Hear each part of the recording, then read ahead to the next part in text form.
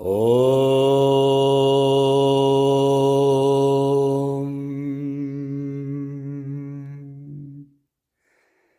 Brahmanandam Paramasukadam Kevalam Jnanamurtim Dvandvatitam Ganganasadrisham Tattvamasyadilaksham Ekam Nityam Vimalamachalam Sarvadi Sakshibhutam Bhavatitam Trigunarahitam Sadgurum Tam Namami. Desde já, bem-vindo. Presta muita atenção nestes ensinamentos. Esta obra que eu vou apresentar, que eu vou comentar, traduzir os versos, explicar o significado dos versos, é uma obra feita por Adi Shankaracharya. É Advaita Vedanta e todos estes ensinamentos são os que são encontrados nas Escrituras. Eles estão de acordo com as Escrituras.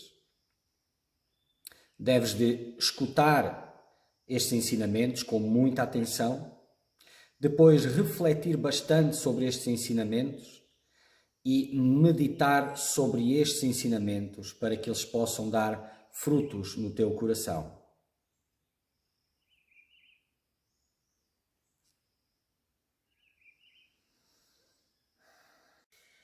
Continuando, verso 181.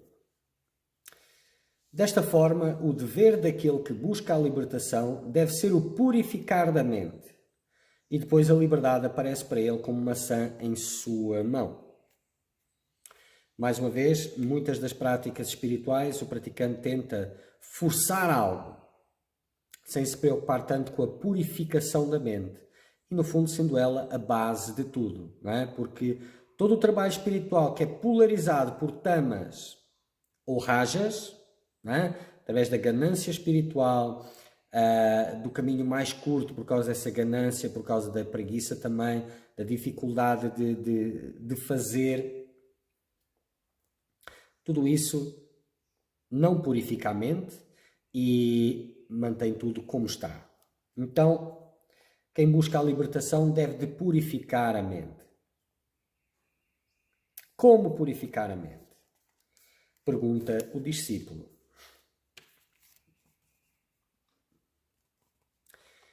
Eu te digo isto, tem apenas desejo por libertação, mais nada. Mais nenhum desejo, mais nada, apenas o desejo por libertação. Ser resoluto por libertação, adamante. Arranca pela raiz o apego aos objetos dos sentidos, qualquer apego. Arranca pela raiz como alguém que tira ervas daninhas de um canteiro. Porque se as cortar pelas folhas só, elas voltam a brotar. Então, impiedosamente. Não é? Pode achar, mas coitadinha da planta, não sei o quê, deixa-me só tirar as folhas para não perturbar as outras plantas. Ela está a retirar os nutrientes das mesmas e a matar as outras plantas. Então, arranca pela raiz o apego aos objetos dos sentidos.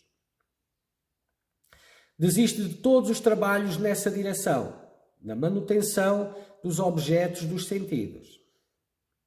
Ser firme na fé e vontade de escutar, contemplar e meditar sobre as grandes palavras das Escrituras.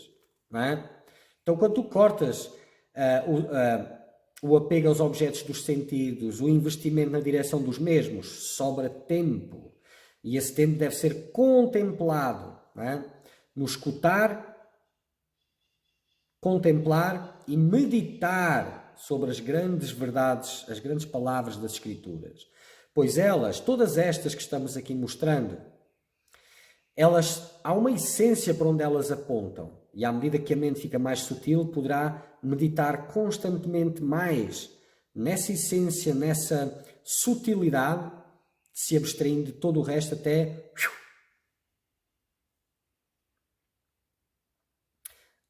Apenas aquele que faz isto se livra das qualidades de rajas e tamas do intelecto e ganha a qualidade de sattva. Porque não investindo nos prazeres sensoriais, nos objetos sensoriais, ele se desprende da qualidade de tamas e rajas, que tem a ver com desejos egoístas.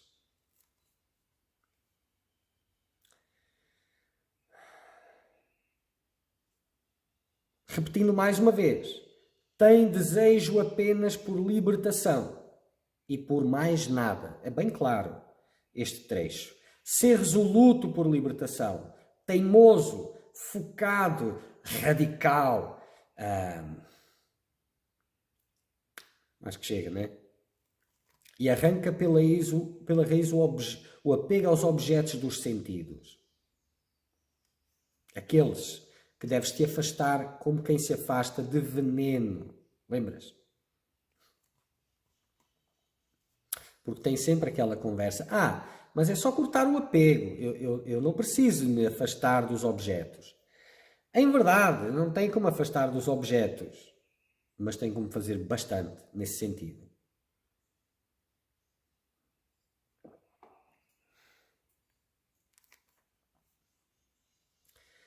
Esta terceira camada, Manomaya Kosha, não é o Atman. Não pode ser. Porque tem um início e um fim, enquanto o Atman não tem início nem fim. A terceira camada... Estou a ler de novo. A mente passa por mudança e o Atman é imutável. Por isso, não pode ser o Atman. A mente tem dor. O Atman, bem-aventurança. A mente tem causas para estar feliz e infeliz, ou seja, os objetos sensoriais e a interpretação dos mesmos. Mas o Atman não tem causa de sua bem-aventurança, é a sua natureza. A mente não é observador, tu podes ver a mente. Podes ver os pensamentos, podes ver as suas manifestações e flutuações. Aquilo que é visto não pode ser o observador, o Atman é o observador. E agora vamos à camada de conhecimento. Depois, a quarta camada é Buddhi. É de Buddhi e dos órgãos de sentimento com as suas ações. E a ideia de eu sou o agente e o observador. Esta é a camada do intelecto. Vijnana Maya Kosha. E é a causa do mundo para o Purusha, o ser encarnado. Este intelecto é o reflexo de consciência, mas também é transformação de Prakriti, substância primária.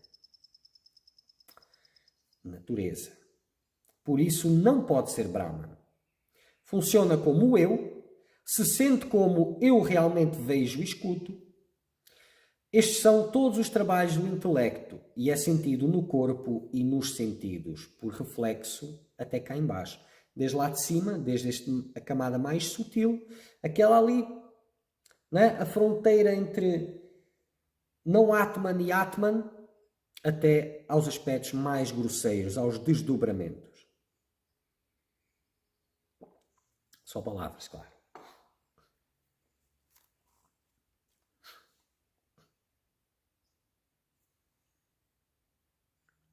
Por quanto tempo existiu a camada do intelecto? Pergunta o discípulo. Sem início, de tempos imemoriais, tem estado fazendo todos os trabalhos no mundo. Criando o mundo, inclusivamente. Seguindo os desejos do passado, se engaja em trabalhos bons e maus e desfruta de seus resultados.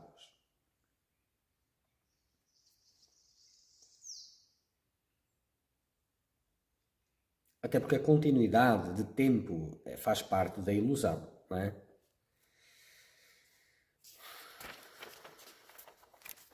Mas tentando não divagar, pois este trabalho da Adi Shankaracharya tem um seguimento, uma estrutura, não é? E tem a lógica para ter essa estrutura.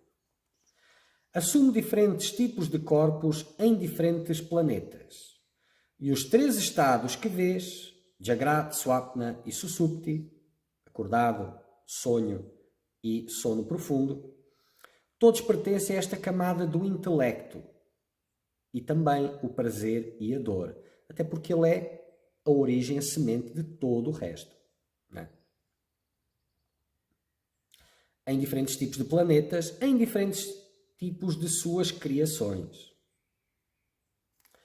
O reflexo do Atman, né? E aqui os estados que vês, Jagrad, Swapna e Susupti, então mostra que ele é a origem de tudo, antes da manifestação física, energética, mental e etc. A origem de tudo. O reflexo do Atman está aqui mais que em qualquer outro lugar. Ele é o fronteira, né? Porque está muito próximo do Atman. É o Upadi, a superimposição, a camada, né? Como queiram chamar, ao Atman. Nesta camada, o Atman se manifesta como agente, sendo a bigorna que atribui forma a tudo, mas não recebe forma, sendo sempre o mesmo. Então aqui o Atman recebe, né, dá o exemplo da bigorna. Não sei se sabem o que é, um objeto de ferro, que se via muito nos desenhos, não é? Onde o ferreiro bate o ferro em cima dele, mas ele é tão duro que não se amassa. Na realidade amassa um pouquinho, mas não interessa para o caso agora. Né? A ideia é que ele não se amassa, tal como o Atman, né? Que se manifesta através dos corpos como o agente, ainda assim é intocado e não recebe forma nenhuma. A mente, ou buddhi, cria tudo, mas permanecendo nas upadis, nas superimposições, nas camadas. O Atman surge como o agente e aquele que desfruta. Este Atman, embora o Atman de todos, se vê separado, se identificando com este intelecto, esse intelecto individual. Se torna aquilo que é separado do todo, a gota d'água do oceano. Limitado, como um jarro é separado da terra. Uma jarra de argila, não é? De barro. Apenas por causa desse contato com os upadis, as superimposições, não é? As camadas, é que este Atman manifesta qualidades que são nome, forma, etc. Tal como o fogo, que pelo contato com o ferro assume as características presentes no ferro. Ainda assim, não muda a sua natureza. Portanto, este Atman é sempre uniforme, sua natureza está além de tudo. Agora, o caminho da libertação.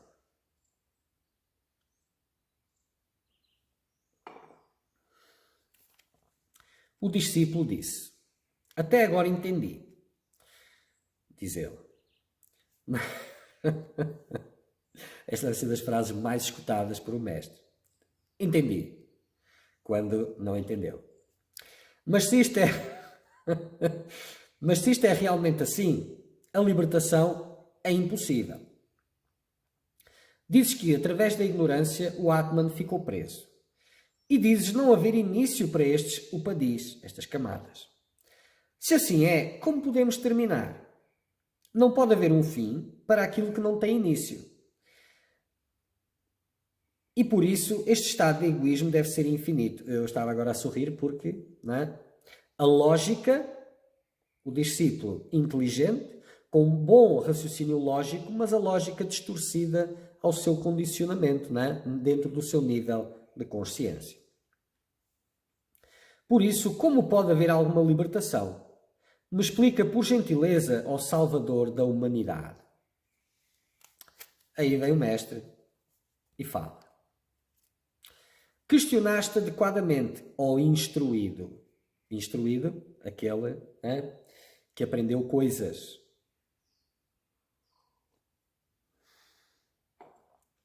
Não necessariamente sábio. Instruído. Agora escuta, atenta e cuidadosamente. A imaginação que se tem por ilusão, pela ignorância, jamais poderá ser um fato estabelecido. Não é?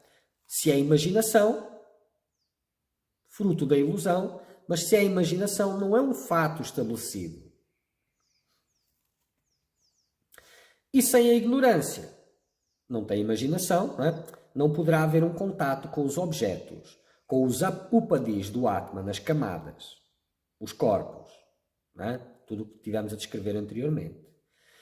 Que é só sem ação, sem forma, como o azul do céu. Então, embora se refira a ele de forma concreta, ele não é concreto. É concreto dentro da imaginação, como a miragem. O observador, além de todas as qualidades, de todas as ações, o bem-aventurado Atman, assumiu este estado de ser eu pela ignorância apenas. Não é real. Quando a ignorância chega ao fim, este estado não permanece. Então é aquele equívoco primordial que possibilita todas estas aparições, estas coisas, estas serem assim. Mas não é um estado, ou melhor, não é algo concreto. E quando essa ignorância chega ao fim, o resto desaparece porque nunca teve propriedade. É a tal história da miragem, em que não se pode dizer que ela não existe, porque se eu estou a ver, estou tendo a miragem, ela existe. Mas eu posso até dizer, por a estar a ver, que ela começou.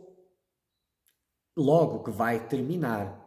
Mas se ela nunca existiu realmente, se é apenas uma miragem, também não posso dizer que ela começou. É o famoso paradoxo. Então não há algo concreto. Não é totalitário aquilo que é observado em relação à ignorância, embora pareça, mas tem que ir à origem da mesma, aquela ignorância primordial. Isso é, pela discriminação do que não é real, a contemplação plena do real para desfazer todos esses véus, todas essas camadas. Quando a ignorância permanece, este estado de ser eu existe, que emerge do conhecimento falso. Portanto, ela existe, mas é de um conhecimento, por causa do conhecimento falso. Não o que existe, existe. Vês a cobra na corda apenas quando estás em ignorância. Assim que a ignorância desaparece, a cobra não é mais vista. Da mesma forma. É uma espécie de miragem.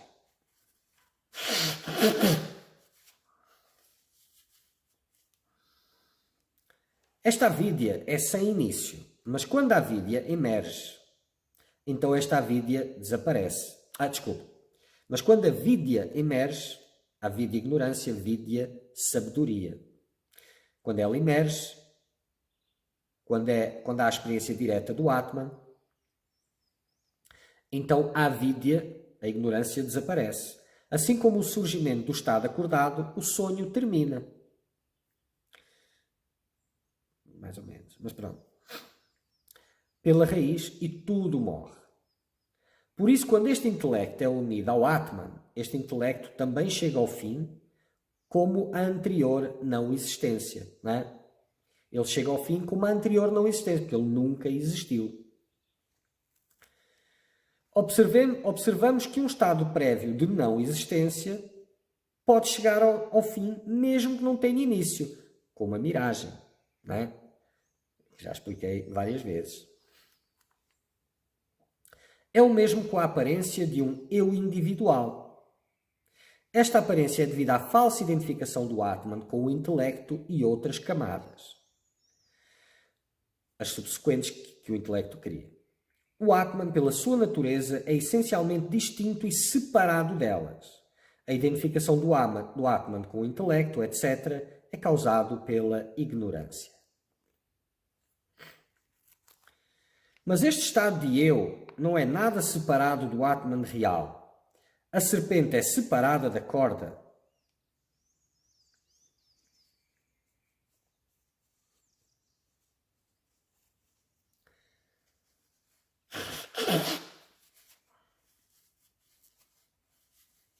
Será que todos estes vídeos terão a sua dela?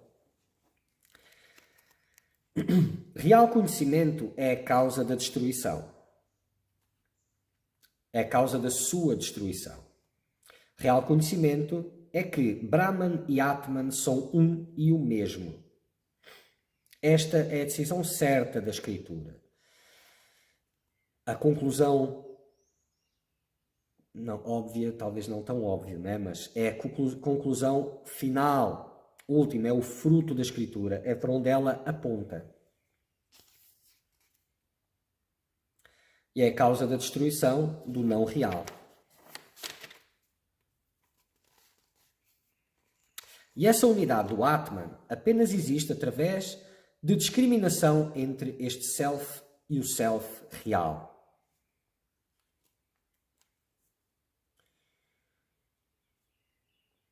Na percepção do indivíduo, não é? É que essa unidade do Atman apenas existe através da discriminação entre o self e o self real. Portanto, o self equivocado e o self real, não é? Existe água misturada com lama, e quando a lama afunda, a água permanece límpida. Ou quando a lama é separada da água, vês a água limpa.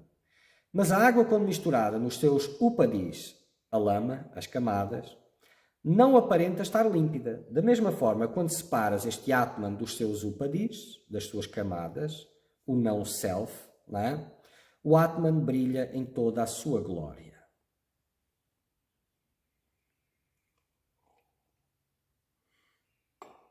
Na sua natureza pristina.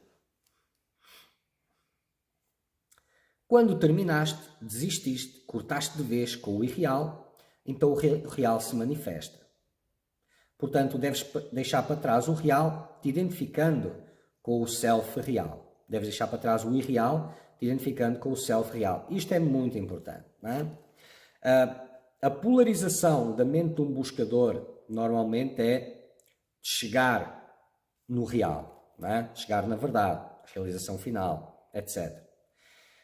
E esses passos em relação ao real são os passos em que te afastas do não real.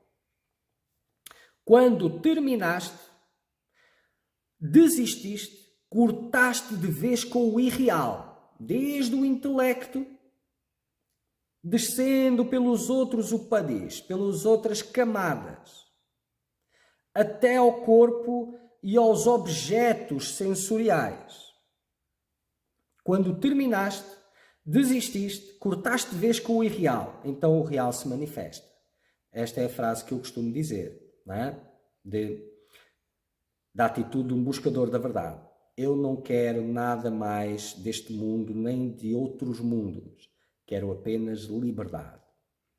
Quando terminaste, desististe, cortaste de vez com o irreal, então o real se manifesta novamente. Quando aquelas nuvens negras de tamas se dissipam, o sol brilha pristino, o céu azul, lindo, maravilhoso, como sempre esteve. Portanto, deves deixar para trás o irreal, te identificando com o real. Então, sabendo o que é o self, nem que seja pelo conceito, te abstraindo do que é o não-self, o não real. Esse é o caminho da concentração. Mas pronto, vamos lá. Este ego, que é o resultado da quarta camada, não pode ser o Atman, porque sofre transformação, limitado e pode ser visto. Passa por mudança, por isso é impermanente.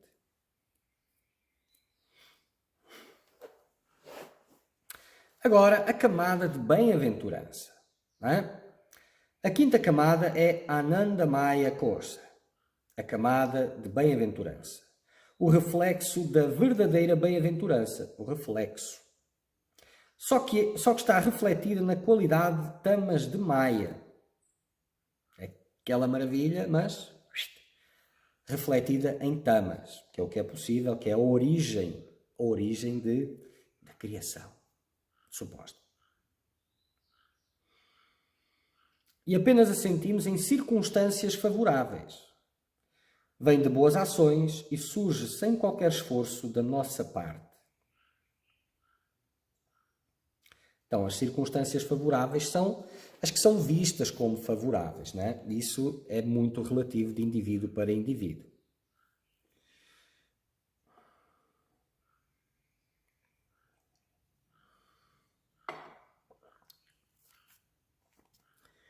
Esta é a quinta camada. Apenas pode ser vista em Susupti. Então, esta camada de bem-aventurança só quando estás em sono profundo. Né? Há uma leveza, um bem-estar associado. Portanto, quando consegues um sono profundo, voltas revigorado. Né?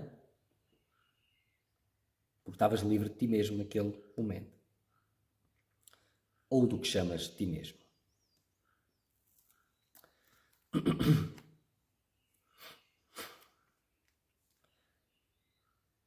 No estado de sonho e acordado, portanto só pode ser visto em susúpti, no estado de sonho e acordado apenas podes ter um relance em circunstâncias favoráveis ou na realização de desejos. O desejo não tem, mas é como que quando te libertas daquela crença, quando realizas aquilo, há uma abertura e consegues tocar a Namaya Kosha, a camada da bem-aventurança. E logo ela é substituída por um outro desejo novamente e fecha a percepção da mesma. Isto não é o Atman, pois depende de algo. E o Atman brilha por sua própria glória. É também, portanto, uma transformação da natureza. Requer boas ações para que haja bem-aventurança, por isso tem uma causa. Logo, isto não é o Atman, isto permanece com o corpo, que é o produto dos gunas. Portanto, não é o Atman. Se te puderes libertar destas 5 camadas através das instruções das Escrituras, o que permanece? A testemunha, a consciência, isso é o Atman.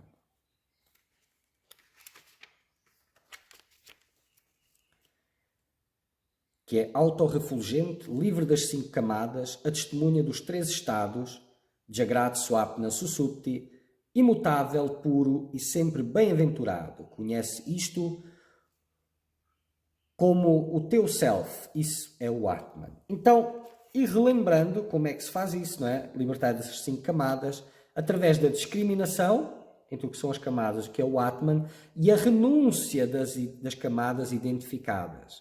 A renúncia das camadas identificadas. A renúncia, não o desapego, não o não apego, a renúncia das camadas não identificadas. Identificadas, como falámos lá atrás, no outro verso. Não é? E aí sobra o Atman. Então, quando estás abstraído do não Atman, estás sintonizado com o Atman. O pupilo falou. Eu não entendo. Me pedes para largar, abandonar estas 5 camadas. E quando faço isso, não vejo nada. Não vejo nada além de vazio de tudo.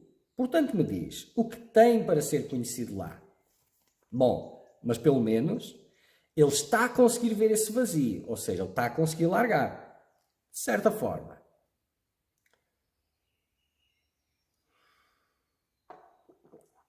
O mestre falou, ó instruído, falaste a verdade. És rápido a entender as coisas. Isso é o Atman, porque eu e todo o resto são apenas transformações. E o querer dessas mudanças é o Atman. Por quem tudo é entendido, mas porque ninguém é entendido, esse é o Atman, o conhecedor de tudo, conhecido apenas por uma compreensão afiada, por intelecto, puro no sentido de pureza, não é? Sem a presença, livre da presença de tamas e rajas.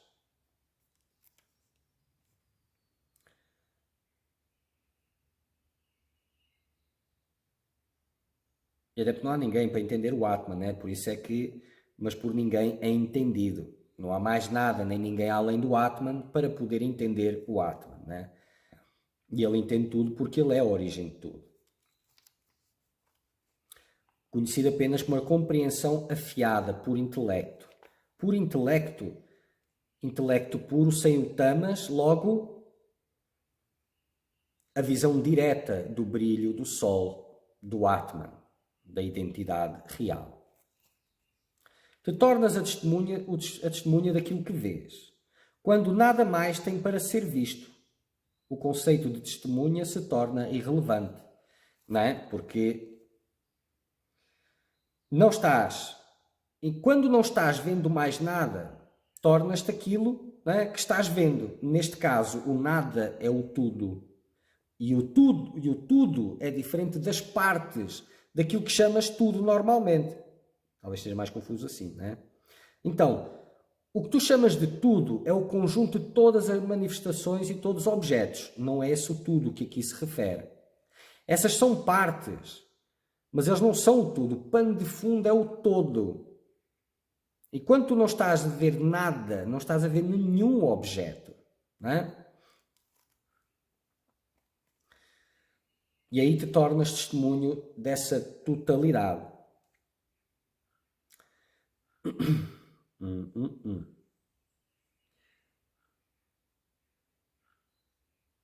E quando mais nada tem para ser visto, ou seja, quando não há já mais nenhuma ligação com nenhum dos objetos, manifestações, camadas e etc., o conceito de testemunha se torna irrelevante, não é? Porque aí já não é aquilo que está a ser visto, mas aquilo que observava. E sem haver algo a ser observado, já não existe observador ou testemunha. É a atenção na sua origem. Vamos deixar por aqui, por enquanto. Mas para aquele que nunca pode ser compreendido, quem será a testemunha disso? Não tem. Portanto, é a testemunha de si mesmo, pois ele conhece a si mesmo. Mais uma vez, é a realização de si mesmo, não de um objeto ou de algo além de si mesmo. Portanto, o Atman que compreendeste é aquele vazio, não é separado dele. Em Jagrat, em Swapna, em Susupti, ele se manifesta nesses três estados na forma de consciência e nunca se esquece que é uniforme. E ele permanece a testemunha de todas as transformações. Sempre bem-aventurado, sempre inteligente, conhece-o no teu coração. A origem.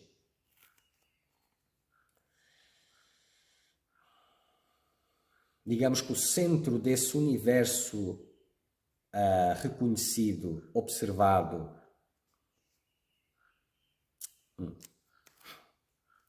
existe a jarra de água e o reflexo do sol na água. Ao ver aquele reflexo, o tolo pensa que aquilo é o sol, reflexo da água. E assim nos Upadis, no ego, que é um dos Upadis, o reflexo do Atman é a ignorância. Não é? Que o ego é o Atman, essa é a ignorância. Om Purnamada Purnamidam Purnat Purnamudachyate Purnasya Purnamadaya Purnameva Vashishyate Om Shanti Shanti Shanti